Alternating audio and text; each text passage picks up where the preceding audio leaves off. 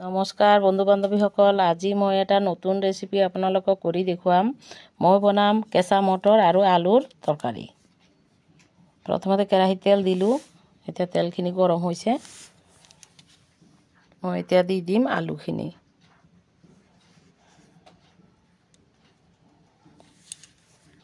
আলুখিনি ভালকৈ অলপ ভাজি লৈ তাতে কেঁচা মটৰখিনি দি লগত ভাজি ল'ম। হালধি নিমখ দিম লগতে। এতিয়া তুলি ল'ম। ভাজা হৈ গ'ল। এতিয়া কেৰাহীত অলপ তেল দিম। তেলখিনি গৰম হ'ব দিছোঁ।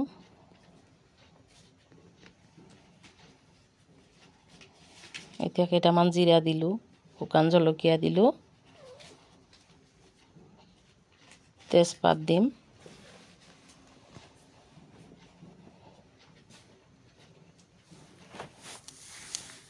এতিয়া জিৰা, আদা, জলকীয়া বটা, তাৰ লগত হালধি গুড়ি, নিমখ, টমেটো পেষ্ট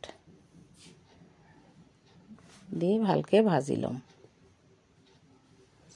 এতিয়া ভাজা হৈ গ'ল। এতিয়া আলু আৰু টমেটো ভাজি থোৱাখিনি দি দিম।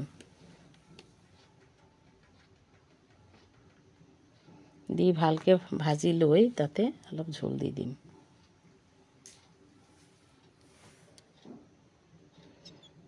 ভাজা হৈছে, এতিয়া ঝোল দি দিম। এতিয়া ধনিয়া পাত দি নমাই দিম। হৈ গ'ল ৰেডি।